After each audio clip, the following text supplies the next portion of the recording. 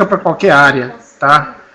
Não é específico da saúde, mas os exemplos que eu vou mostrar são exemplos na área de ciência da saúde, uma vez que o nosso simpósio é sobre educação física, tá?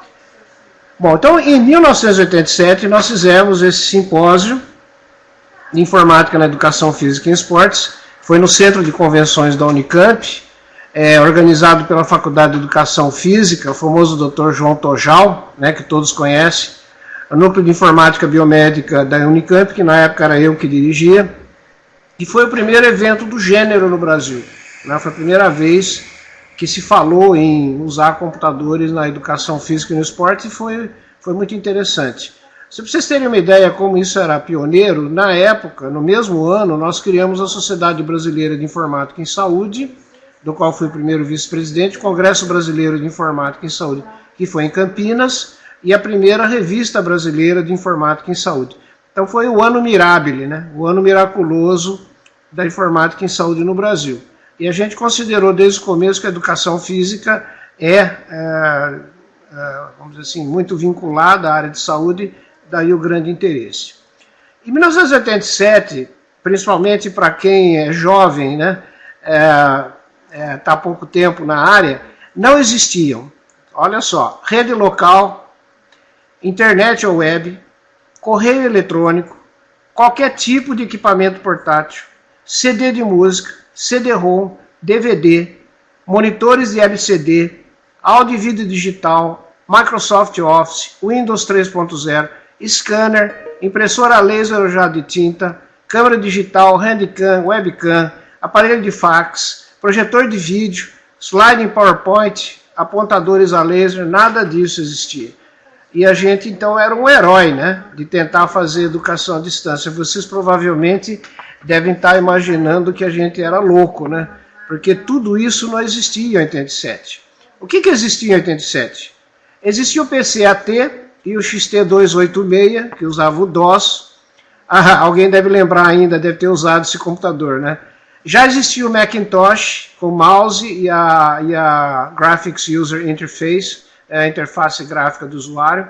Já existia o Laserdisc interativo, que era muito caro, mas podia ser usado em aplicações educacionais. Já existiam os flops de 8 polegadas, 5 polegadas, com a fabulosa capacidade de 2 megas. Modem discado com a velocidade espetacular, banda larga da época, 2,4 kilobits por segundo.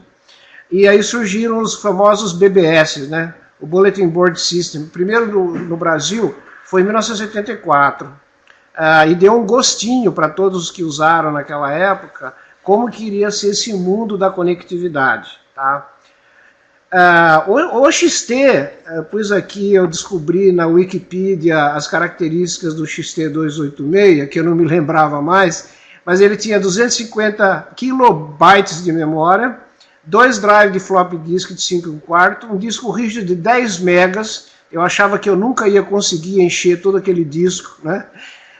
Um clock de 4,77 MHz, 8 bits, vídeo monocromático de baixa resolução, uma porta para impressora matricial, porta serial, e o sistema operacional é PC-DOS, né, da Macintosh.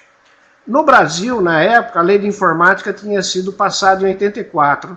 Ele impedia totalmente a importação de qualquer equipamento. Então surgiu uma indústria de PCs nacionais, na maior parte clones, né, como o Itautec 8000, que foi o primeiro que o meu núcleo teve na Unicamp, Prológica. Não existia um Apple Macs no Brasil. Isso foi importante porque o Mac ele teve um impacto muito grande na educação nos Estados Unidos. Praticamente, né, todas as universidades e até escolas usavam muito o Macintosh por causa da capacidade gráfica dele e de que ele tinha uma espécie de hipertexto na época, que era o Stax. Né? Quem que lembra do Stax? O Apple Stax. Então, não existiam, e nós ficamos fora dessa revolução da multimídia, né, que o Apple permitia.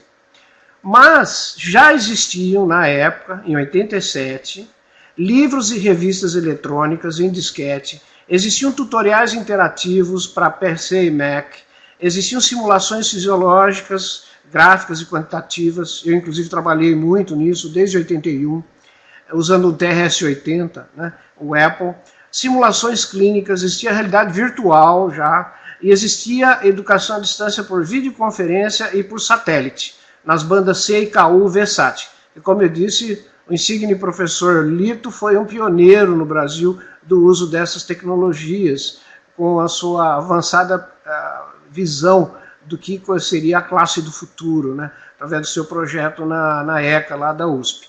E, então, existia pouca gente trabalhando no Brasil em 87 nessa época, principalmente na área de saúde. Eu era um dos poucos. Agora eu pergunto para vocês, para incentivar o debate, quanto dessas novidades de 25 anos, um quarto de século, são usadas rotineiramente no ensino de ciência e saúde hoje no Brasil? Né? Então vocês estão vendo que, apesar disso existir há muito tempo, a maior parte das faculdades de educação física e de ciência e saúde em geral não chegou nisso aí. Né? Não tem nem mesmo essas coisas que existem há tanto tempo. E isso foi provocado basicamente porque a gente chama de revolução digital no ensino, que começou em 1460 de forma analógica com o livro. O livro é a substituição barata e em massa da instrução, não é mesmo? Mas demorou 500 anos para ter a segunda onda da revolução, que é o computador, ou seja, a substituição barata e em massa da interação. E finalmente, agora mais recentemente, apenas 30 anos depois, olha só, 500 anos entre a primeira e a segunda onda e 30 anos entre a segunda e terceira, que foi a internet, ou seja, a substituição barata e em massa da presencialidade. Então, nós estamos vivendo hoje essa revolução, com várias revoluções dentro da revolução, como, por exemplo, o professor Lito falou muito bem sobre a mobilidade, né, que acrescenta aqui a presencialidade, a ubiquidade, que você pode assistir em qualquer lugar, né, graças às redes sem fio. Então, essa revolução digital, ela o que ela está fazendo? Ela está substituindo as formas tradicionais de educação pelo acesso e interação por meios eletrônicos digitais. O aumento exponencial no uso de multimídias, principalmente áudio e vídeo. Os meios físicos estão sendo substituídos pelos meios virtuais, que são as redes. E o surgimento da internet e da web revolucionou a distribuição e o acesso do conteúdo e da interação. Finalmente, então surgiram os terminais móveis, o Bicos, das redes sem fios, que veio, eu acho que vai ser um fator muito importante cada vez mais no futuro. Porque novas tecnologias de acesso estão surgindo. Videofones domésticos, TVs com acesso à internet, TV digital interativa, telecomunicações móveis como players MP3, MP4, PDA, Palm Top, smartphone, tablets, etc, etc, etc. Tem a chamada convergência digital, não é mesmo? A convergência digital alavanca tremendamente a educação nos próximos anos e também a divergência digital. A convergência digital é quando você tem várias coisas tocadas no mesmo aparelho, por exemplo, o celular hoje, que é um supercomputador, um smartphone é um supercomputador, e a divergência é os aparelhos assumindo vários papéis diferentes, né? Então, tanto a convergência quanto a divergência são motores dessa revolução. E a nova sala de aula é totalmente diferente. Vocês estão vendo aqui uma sala de aula da Universidade de Stanford, né? Ela é conectada, ela é interativa, ela é multimídia e ela é extensível no tempo e no espaço. Então, os laboratórios hoje em dia das grandes universidades, as salas de aulas presenciais, elas já têm computador o tempo todo. O aluno interage com o professor, como vocês estão vendo aqui, com o professor usando uma série de tecnologias. Então você tem tecnologia de câmera de documentos, né, que é o retroprojetor digital, lousa digital interativa, mesas e tabletes digitais, teclados interativos para os alunos interagirem com o professor dando respostas em tempo real, redes locais implantadas na sala de aula, videoconferência. Então, essa sala que o professor Lito, há 20 anos atrás, né, previu que iria existir, nós já tínhamos as tecnologias surgindo naquela época. O grande problema é cultural, ou seja, como é que nós vamos fazer a escola adotar essas tecnologias e bancar o custo disso e o treinamento dos professores para que isso seja realmente implantado. Essa sala de aula hoje, a sala de aula interativa, ela está se espalhando enormemente por todas as universidades de ponta do mundo. No MIT, por exemplo, tem o Technology Enhanced Active Learning, TEAL, né? Aprendizado ativo, apoiado ou melhorado por computador. e é baseado em salas altamente tecnologizadas. E eu estou falando do ensino presencial, hein? Bom, agora a tecnologia permitiu duas coisas importantes, dois conceitos muito importantes, que é a extensibilidade espacial da sala, ou seja, videoconferências interativas com professores à distância, transmissão simultânea da sala presencial para outras salas dentro do campus ou fora do campus, o aluno assistindo a aula no gramado, debaixo de uma árvore, né? Participação remota do aluno através da rede, tudo isso é extensibilidade espacial. E tem extensibilidade temporal da classe presencial, que é a gravação em vídeo e áudio de todas as aulas, como nós estamos fazendo aqui nesse momento, e no momento em que a gente terminar às 9h30, essa aula vai estar disponível para todos verem instantaneamente, tá? Que é o que chamam uma solução de lecture capture, ou captura de aulas, que também as grandes universidades do mundo hoje estão capturando uma percentagem muito grande das suas aulas. Então a tecnologia ela explodiu o modelo de ensino que a gente tinha. Hoje a gente tem novos modelos de organização do ensino. Antes a gente tinha só o coletivo, né, a classe. Hoje a gente tem o coletivo versus o individual. Nós temos o presencial versus a distância. Nós temos o síncrono versus o assíncrono. E nós podemos misturar qualquer um desses modelos. Nós podemos fazer uma classe semi-individual, semi-presencial, telepresencial, síncrona, assíncrona, etc, etc, etc.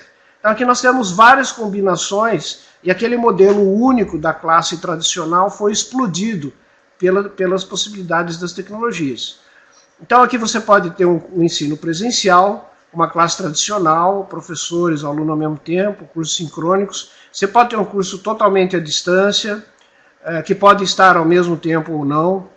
E você tem o telepresencial, em que é uma classe virtual, em que apenas o professor está à distância e eles podem estar distanciados ou não no espaço, né, os alunos, que são cursos sincrônicos. Ok? Então, as plataformas de web, principalmente o Moodle, como vocês estão vendo aqui, elas revolucionaram a forma como o professor pode disponibilizar material para os alunos e fazer interação à distância. Essas plataformas têm muitas ferramentas muito poderosas, como wikis, lições interativas, textos, slides, vários recursos de interatividade, sem você precisar saber programar nada. Eu sou do tempo que eu tinha que fazer tudo em HTML, eu tive que aprender a programar para poder fazer as minhas primeiras aplicações de educação à distância lá atrás, 1994, 1995, tá? Que foi quando eu comecei a fazer pela primeira vez educação à distância usando essas tecnologias. Mas hoje você não precisa saber nada, você tem uma plataforma, um LMS, como a gente chama, né, Learning Management System, que permite você implementar facilmente, com um pouco de treino, vários recursos desse tipo. Então aqui nós podemos ver muitas aplicações em saúde, como livros eletrônicos interativos, os famosos e-books, cursos de atualização científica e clínica, desafios clínicos, como por exemplo, qual é o diagnóstico de uma imagem, discussão de casos, simulação fisiológica de sistemas, simulação de pacientes, tutoriais, animações interativas, cursos modulares pela web, cursos e seminários interativos por videoconferência ou satélite e muitas coisas mais, tá? Eu vou mostrar para vocês alguns exemplos rápidos para vocês verem como evoluiu. Se vocês assistirem a minha palestra que está gravada no YouTube, vocês vão poder comparar o que eu falei lá 25 anos atrás com o que tem aqui. É tudo igual, a única coisa é que melhorou a sofisticação das imagens, a agilidade dos sistemas e a sofisticação dos sistemas. Mas nós continuamos a ter livros e atlas digitais interativos, que inclusive podem testar o conhecimento do aluno e serem atualizados permanentemente, como o Wikibook, por exemplo, tá? Nós temos discussão de casos clínicos, onde os dados dos pacientes são colocados online na web e eles podem, então, serem discutidos em tempo real. Nós temos simulação interativa de casos, em que você pode tratar o paciente, você pode encaminhar o diagnóstico, tudo de forma interativa, como se você estivesse atendendo o paciente realmente e aprendendo através dessa interação, né? Isso aqui, por exemplo, é um caso que eu desenvolvi usando a web, né? Um interativo, você pode, você vê que ele apresenta o caso, né, com raio-x, etc., a descrição do caso, e depois você dá o diagnóstico, se é um mieloma múltiplo, uma osteoporose primária ou uma tuberculose óssea. Dependendo da sua resposta, ele vai mostrar o que você pediu e vai saber se você quer saber mais exames. Então, esse caso, ele vai sendo interativo, o aluno ele pode aprender bastante como se estivesse usando um paciente mesmo, de verdade.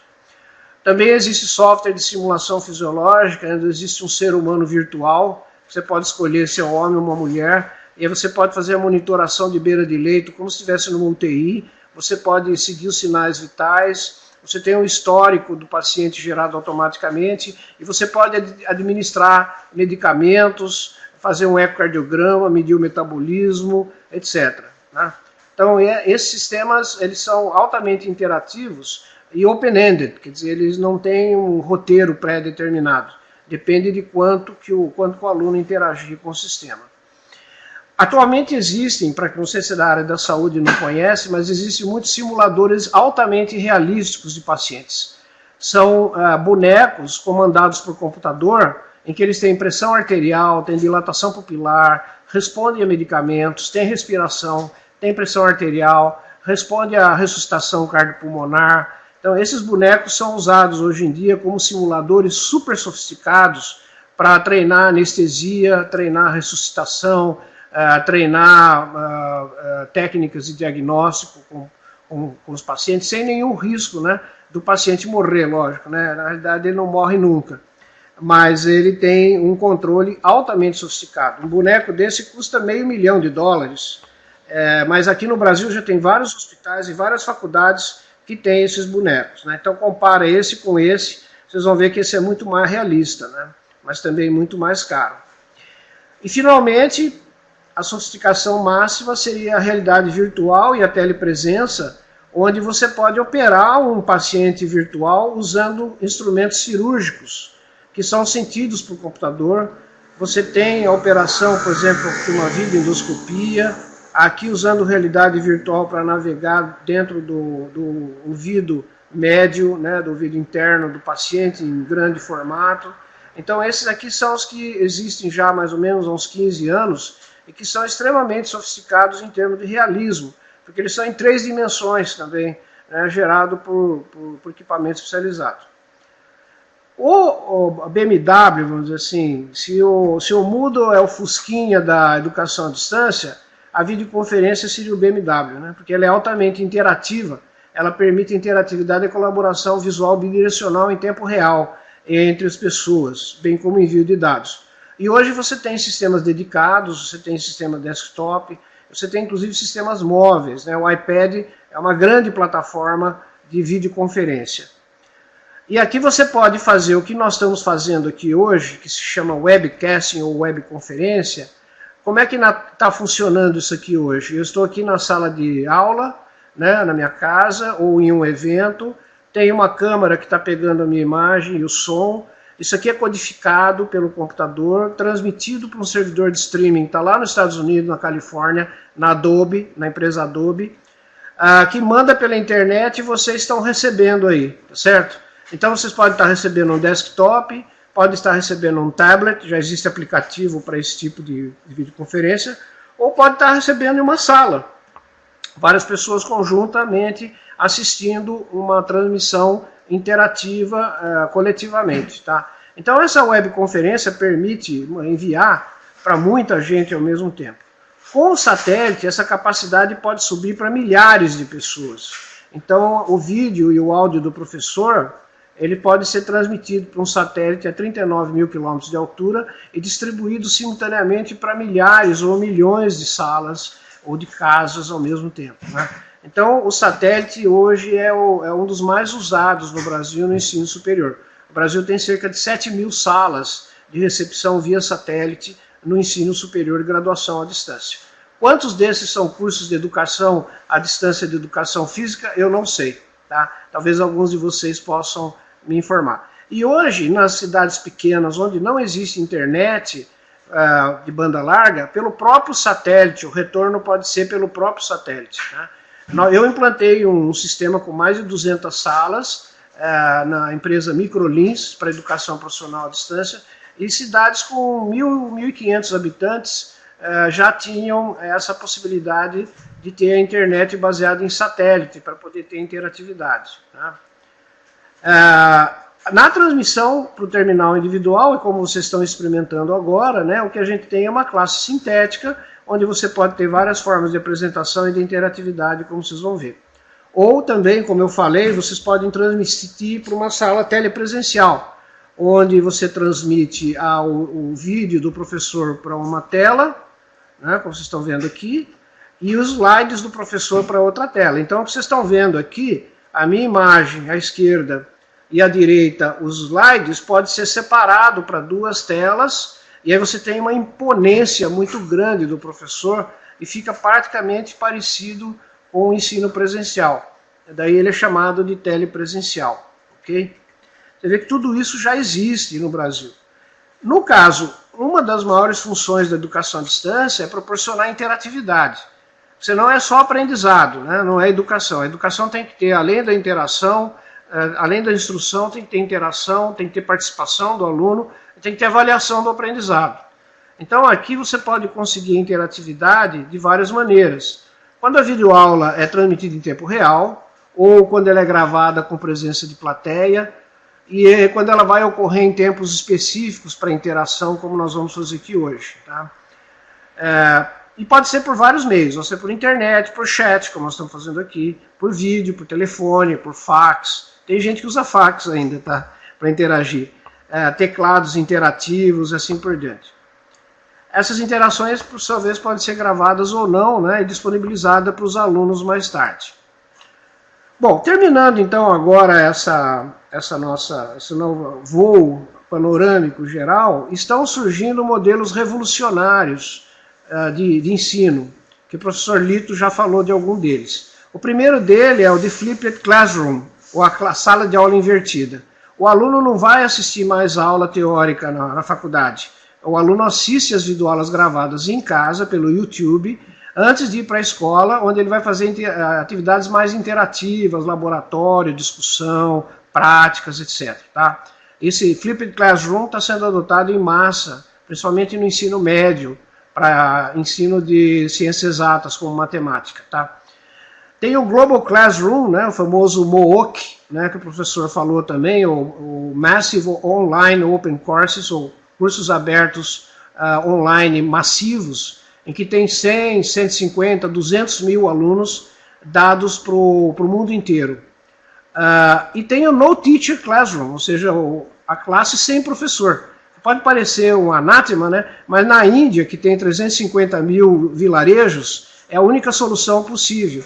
Então, o livro substitui o professor com multimídias ricas e altamente interativas, incorporadas com modelo cambiante e, além disso, videoconferência através da internet, entregues em tablets de baixo custo. Né? Na Índia, eles vendem um tablet por $50 para os alunos de baixa renda. Então, isso quando você não tem nenhuma classe e nem professor, às vezes uma classe em que o professor é substituído por tecnologia pode ser uma solução, talvez não a melhor, mas a única possível. E surgiram as universidades online, então, para dar esses cursos abertos, né, que é o Open Courseware, que tem um consórcio, do qual aqui no Brasil, se não me engano, só a Unicamp e a USP participam, a Academia Khan, a Apple tem a iTunes University, que vende cursos, milhares, dezenas de milhares de cursos, a Udemy, que é outra universidade que também vende cursos. E isso tudo está evoluindo para onde? Para as redes sociais. Tá? As redes sociais estão sendo usadas cada vez mais pelos alunos e educadores, como Facebook, Twitter, etc. Substitui o e-mail e os blogs. Pode ser usado como ambiente virtual de aprendizado, tem muita gente usando. Eu mesmo estou iniciando agora um curso pelo Facebook para ver como funciona. Você tem um compartilhamento de informação chamado prosumidor, ou seja, o aluno, além de ser consumidor de informação e educacional, ele também contribui, ele é um produtor, né? 100% dos alunos. Permite ao mesmo tempo a massificação e a individualização, fragmenta em unidades menores, né? Aulas tipicamente de 10 minutos, 15 minutos, discussões pequenas, então o conteúdo é fragmentado em dezenas ou centenas de unidades menores, formação de comunidades virtuais e grupos de interesse, e, ao mesmo tempo, vai conviver com milhares de outras informações e interesses que estão rodando no mesmo meio, né? Inclusive, tem muitos educadores que acham que eles acham que essas redes sociais não se prestam para a educação, porque surge aí uma perda de foco, né? O aluno está recebendo aquele bombardeio constante de gente da família dele, de amigos, um monte de bobagem e tal, e ele perde o foco. Mas isso é coisa de velho, tá? Os jovens, eles mantêm o foco, eles sabem manter o foco. A gente tem que aprender a usar esse meio para entrar na modernidade do que os jovens hoje em dia fazem. Uma outra tecnologia que eu tenho uma grande fé que vai ser extremamente importante nos países em desenvolvimento é a televisão digital interativa, né, que o Brasil já entrou nisso desde 2005, 2006, que é a imagem de alta definição, uso do sintonizador que pode ser na sua televisão ou no seu computador, interatividade remota pelo controlinho da TV ou por teclado, um feedback do tipo 3G ou qualquer outro. Então esse é o projeto brasileiro do Sistema de Televisão Digital Interativa, que usa um software puramente nacional, que é o Ginga, né? Então, como serão esses novos meios de aprendizado usando a TV digital interativa e IPTV via internet? Primeiro, vai ser uma tecnologia de alta penetração em todas as classes sociais. Mais 2 a 3 a 4 anos, principalmente depois da Copa e da Olimpíada, uma grande percentagem dos lares brasileiros terá televisão digital interativa. Ela integra com áudio e vídeo HD, quer dizer, alta qualidade, via IP. Os programas educacionais podem ser interativos, como edutainment, cursos à distância, em casa, no seu sofá, na sua casa ou no trabalho. Biblioteca, audioteca, videoteca sob demanda, modelos econômicos autossustentáveis, né, o pay-per-view, e uma entrada maciça de programas do governo e instituições educacionais privadas. A TV Escola, por exemplo, já tem isso, já está experimentando com isso já há um certo tempo. Tá? Ainda demorou um pouquinho, está demorando um pouquinho para entrar em interatividade, mas eu acredito que isso vai ocorrer. Isso vai modificar dramaticamente o paradigma atual de ensino e aprendizado. Tá? Eu acho que deve ser encarado como uma ameaça e também como uma oportunidade para você mudar dramaticamente esse modelo. Ok? Finalmente, então, agora a última grande revolução é a mobilidade. Né? Também uma tecnologia de grande penetração em todas as classes sociais. Hoje existe mais telefone celular que gente no Brasil. Nós temos 240 milhões de telefones celulares, mais do que gente. A penetração de mais de 100%. Ele dá acesso móvel à internet, e-mail, web, redes sociais, TV e rádio, inclusive via satélite, como no Japão. Grande aumento do acesso à banda larga, inclusive está vindo aí o 4G, né? O início do desenvolvimento de novas metodologias educacionais específicas para essa mídia e um forte movimento de geração de conteúdo interativo, com aplicativos educacionais, e-books, etc., para equipamentos móveis. Então eu acredito que nós estamos ainda na infância dessa metodologia, mas ela vai ser uma revolução dentro da revolução. Muito bem, então para estimular o debate, eu consegui dar em meia hora isso, desculpe a correria, tá? Mas eu acho que era para dar uma ideia geral mesmo. E ser um pouco subversivo, tá? Em 87, eu fui bastante subversivo, sacudiu a plateia, né? Ninguém nunca tinha ouvido falar daquelas coisas e hoje eu sei que eu já não sou tão mais subversivo, que tudo isso é domínio público. Mas mesmo assim a gente pode concluir algumas coisas. Uma delas é que nós estamos passando, sem dúvida, por uma grande revolução metodológica na educação, que é deflagrada pelas mídias digitais, pela web, videoconferência, satélite, etc. A educação mista, né, o blended learning, presencial e à distância, será cada vez mais comum e mais usado. A tal ponto que eu acredito que não vai ter mais sentido o nome Associação Brasileira de Educação à Distância. Não vai existir educação à distância, vai existir educação e ponto. O grau de presencialidade vai ser variável, dependendo do tipo do curso, da pedagogia do curso, etc, etc. Não tem sentido mais hoje, por exemplo, você falar em computação móvel e computação estática, telefonia móvel e telefonia estática. É tudo misturado. A maior parte das pessoas hoje não tem mais telefonia fixa, tá certo? Isso vai acontecer também com a educação. E essas novas tecnologias, como TV digital, redes sociais, mobilidade, vão afetar profundamente esse cenário, levando mais a um modelo de educação continuada e permanente, que é cada vez mais necessário para todos os profissionais, inclusive para os profissionais de saúde, especialmente. Né? Essas novas gerações de estudantes, os chamados nativos digitais, é que vão mudar realmente em alguns anos essas expectativas, essas práticas da educação.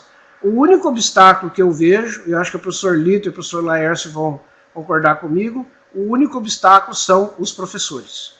Porque eles são educados em faculdades do século XIX. E eles ensinam de acordo com a metodologia que eles aprenderam. Então, se nós não rompermos esse círculo vicioso, nós vamos continuar com os professores totalmente defasados em relação à tecnologia e aos próprios alunos, gerando problemas de toda a ordem. Ok? Muito bem, pessoal, o que eu queria falar, esse aqui é o endereço do site do nosso evento de hoje, tá? Onde vocês vão encontrar a aula gravada a partir das 9h45, tá? Já vai estar lá. Um fórum de discussão, se vocês quiserem continuar a discutir, e um questionário com 6 questões para avaliação do aprendizado, porque segundo a nossa metodologia, você tem que avaliar para dar um certificado, tá certo? Sei lá eu se quem está aí assistindo é o cachorro, a empregada ou vocês mesmos. Então, na educação à distância, você tem que fazer a avaliação. E aqui, se vocês estiverem interessados em aprender mais sobre isso, em janeiro, de 29 de janeiro a 5 de fevereiro, nós vamos fazer um curso de verão de capacitação de docentes e profissionais de informática em saúde, em todas essas tecnologias aqui. Né? Não somente na área da educação, mas também na área de processamento de sinais e imagens, de apoio ao diagnóstico, apoio ao tratamento, ao manejo dos nossos pacientes, entre aspas, né, que são as pessoas que fazem educação física, esporte, assim por diante. Então aqui é www.edumed.com.br/curso verão 2013. Tem lá exemplo de aula, se vocês quiserem participar, a inscrição está aberta já. Tá certo? Aqui estão meus dados de contato. Qualquer pessoa que quiser falar comigo, estou à disposição por e-mail, telefone e outros meios digitais, tá certo? Muito obrigado pela atenção de vocês. E vamos agora para o debate. Nós temos meia hora para o debate.